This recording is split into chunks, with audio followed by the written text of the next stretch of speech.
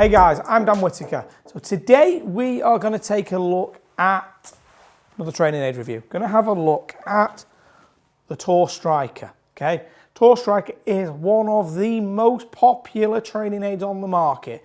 Version I've got here is the Pro version. Okay, so the Pro version has a very slightly smaller face, and the leading edge bit here is more severe for showing you how to get your hands in front of the golf ball at impact. Okay, so this is probably my favorite impact training aid at the moment. Okay, there's probably a couple of adaptations I would personally like to see, but I think this is a really good product. I think it's really strong and shows off some fantastic things. Now, the idea of it is, okay, that as we can see, it's got a leading edge here that's probably nearly an inch or 1.5 centimeters off the sole. So from here to the bottom of the sole, you can see that's the difference, okay? So the idea is if you don't get your hands far enough forwards at impact to get the ball up in the air, you're going to hit it along the floor or get a really thin contact.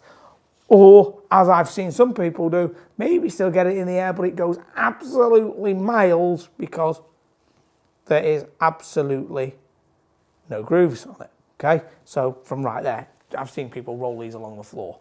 So these are really good, okay? I like this because you can start off from whatever address position you want, and the idea is that you have to get your hands forwards at impact right here with pressure down on the shaft in order to get the golf ball up in the air, okay? I think that this is really good. Martin Chuck, the designer, did a phenomenal job with this one, okay? Now, my only criticism, okay, and this was what I said at the start, there's only one small downside.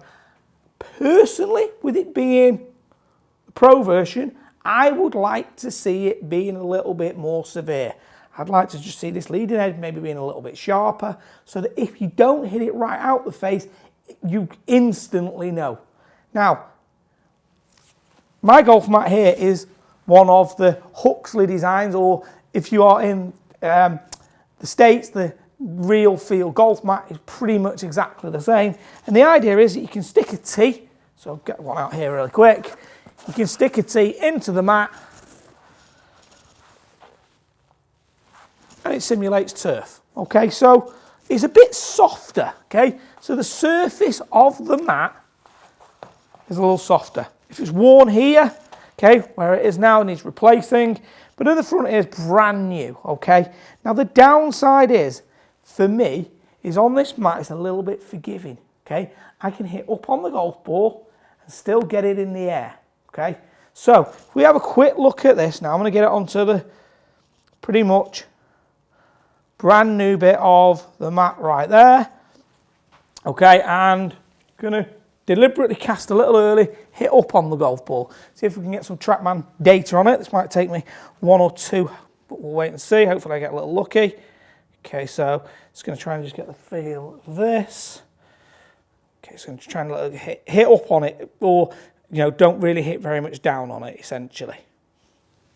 So I felt like I really scooped on that. So, as we can see, on the TrackMan here, I hit up on the golf ball, 1.1 degree, okay? This is a 7-iron, so ideally we're looking about 4 degrees down would be perfect. Spin rate's still down, but 5,000 is a little bit low, but it always comes off a bit lower on spin with this anyway. Dynamic loft is pretty low, probably because it came so low in the face, so it's not really got much loft at that point. Club path was out to in, club face was open. But I got the ball in the air. Off this surface, I'd just like this to be a bit more severe. So it actually didn't even get it in the air, okay? So that when I've hit up on the golf ball like I did there, it doesn't get it in the air. That being said, this is an amazing training aid. I really like it. If you practice on the surfaces that aren't the same as this one, so you're practicing off turf, it's maybe a little bit firmer, but you're definitely practicing off your traditional driving range mat, which is a really hard surface, okay, which is not very forgiving. This training aid does exactly what it says on the tin, okay? Just in this type of surface, it's a bit more forgiving, so it's not guaranteed that you have to have your hands miles forward to get it in the air. That would be my only criticism, okay? But it's fantastic. I mean, it's really well put together. I think actually looking down on it, it's actually got the shape of a decent golf club when I'm kind of looking down at it. I really like how it sits. I like the fact that I'm not having to put any compensations into it, anything I'm doing at the dress. And overall, I really like it. What we'll do is I'm going to hit one more. I'm going to try to hit a bit more of a traditional type shot. But one thing to look out for is the ball does go a long way off this. So I've heard people say, I wish I had a set of these because they go miles. But that's because it's got such little loft on the face, obviously, because of where that leading edge is. So let's see if we can actually hit something resembling a golf shot.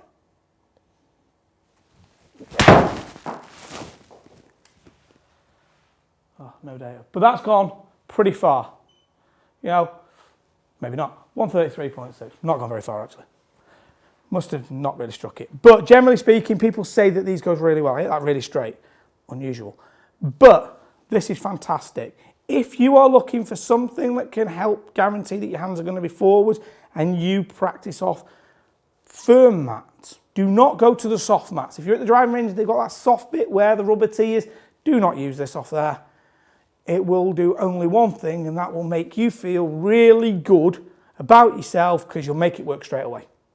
It won't actually necessarily help your golf game. Use the firm bit where you stood, or those nice, tight, compacted mats, because this will show up if you are scooping the golf ball, okay? And you can learn to get those hands forwards at impact, okay? It's really good from that standpoint, and I really like it. I've used it a lot over the years in my lessons.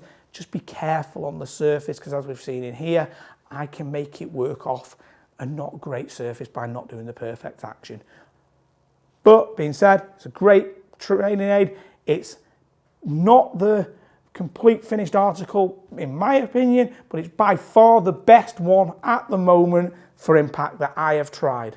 So if you're really enjoying these reviews, we're going to get some more coming on different training aids. If there's ones you'd like to see me review, please comment below.